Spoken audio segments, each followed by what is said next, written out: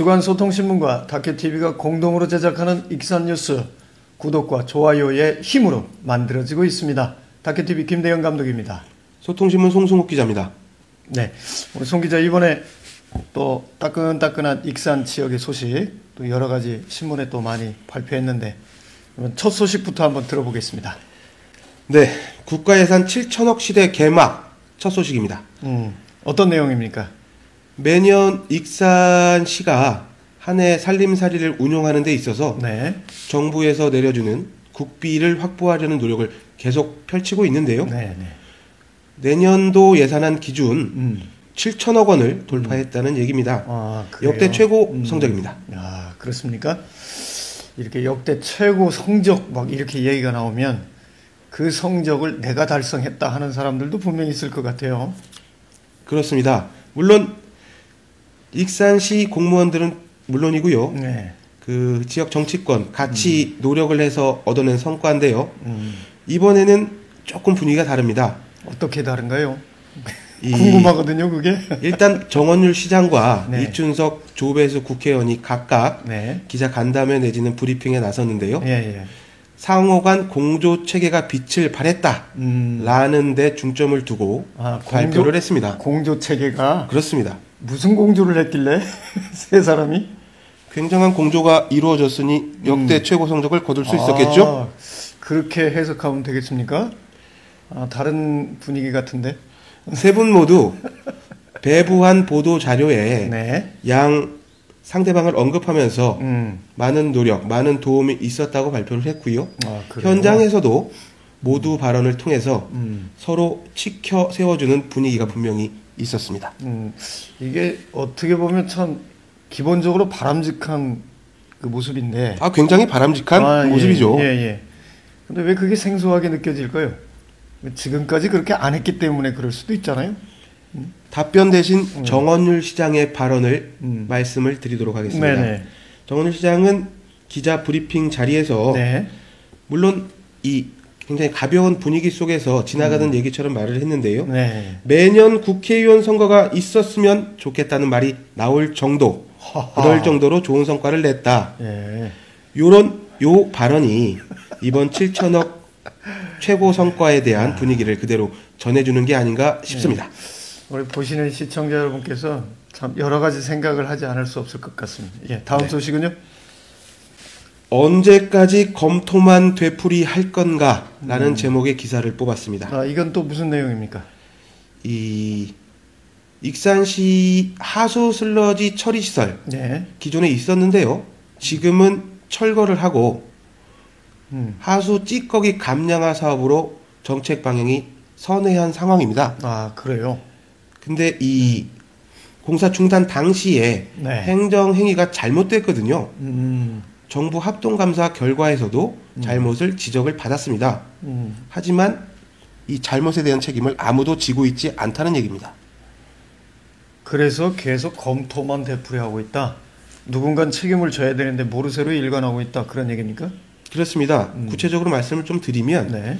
2014년 당시 시장 역할을 했던 분이 계시지 않습니까? 그렇죠. 네, 그분이 공사가 진행 중인 상황에서 주민들의 집단 민원을 이유로 공사 중단을 결정을 했습니다. 네네. 아주 일방적인 행위였기 때문에 네. 국비 지원 사업인데도 상급기관 허가를 받지 않고 중단하면 위법하거든요. 그렇죠. 그래서 지적을 받았습니다. 예. 그럼에도 불구하고 그 이후 14년이면 벌써 5년이 지났는데요. 네, 그렇죠. 후속 조치로 잘못된 행정행위에 대한 책임은 아무도 지고 있지 않은 겁니다. 그로 인한 피해를 보면 일단 120억이 넘는 국비가 반납이 됐고요. 이미 공사가 진행 중이었기 때문에 기성금이 36억이 넘습니다. 또 한 가지는 공사 업체로부터 손해배상 소송이 제기돼서 지금 24억 원 상당의 손배소송이 아직도 진행 중입니다. 그러게 말입니다. 이게 좀 익산시가 여러 가지 일을 잘 처리하는 것들도 있잖아요. 네. 예, 근데 한편으로 보면 또 이런 답답한 부분들이 많아서 취재를 안 할 수가 없습니다. 예. 이 부분은 말이죠. 한 가지만 더 짚고 넘어가자면 정원율 시장 취임 이후 정원율 시장은 지속적으로 공무원의 결과 책임, 무한 책임 강조해 왔습니다. 청렴도 강조한 걸로 알고 있는데 최근에 보니까 청렴도가 최하위로 나왔던 것 같아요. 뭐 웃을 일은 아닌 것 같습니다. 이거 웃을 일이 아닙니다. 절대로 웃을 일이 아닙니다. 저희는 개그맨도 아니고 웃기려고 얘기하는 게 아니라 실제 현장의 취재를 다니면 그 현장 취재 얘기를 하는 것이기 때문에 제가 굳이 이렇게까지 얘기하는 것은 실제 이야기를 너무나 단순하게 왜곡하는 분들이 많아서 직접적으로 말씀을 드리는 겁니다. 일단 거기까지 하고요. 네. 예, 다음 소식은요.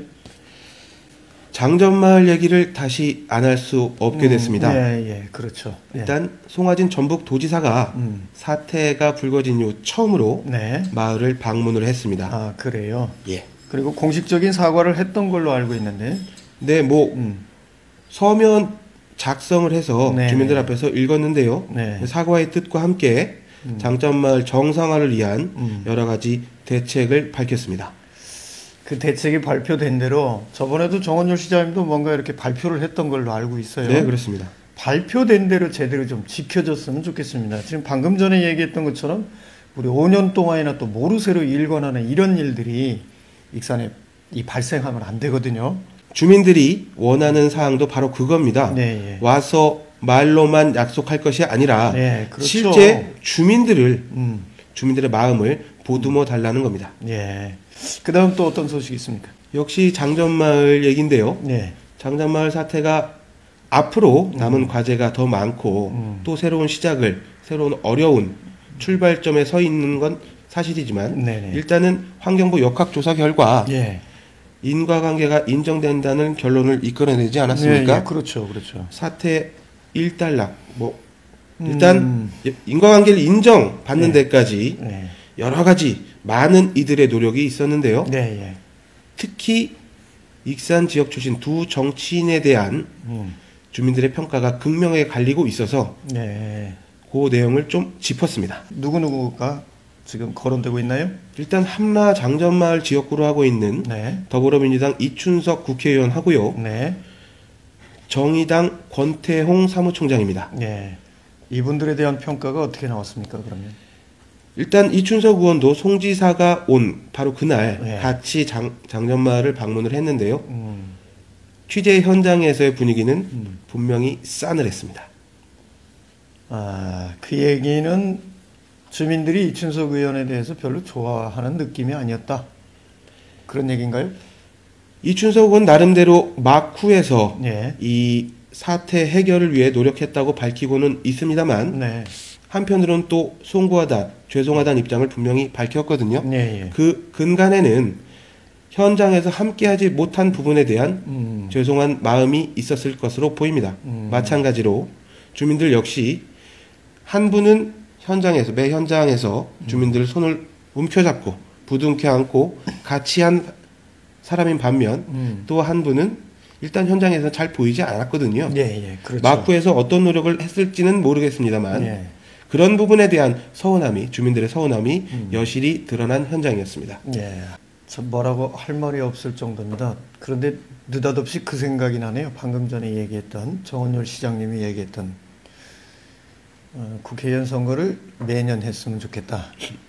좀 매년 바뀌었으면 좋겠다. 이번에는 좀 뭔가 바뀌지 않을까. 글쎄요. 어쨌든 저희가 준비한 소식 여기까지죠. 짧은 방송에 여러 꼭지를 전해드리고 있는데요. 자세한 사항은 주요 포털에서 소통신문을 검색하시면 자세히 확인하실 수 있습니다.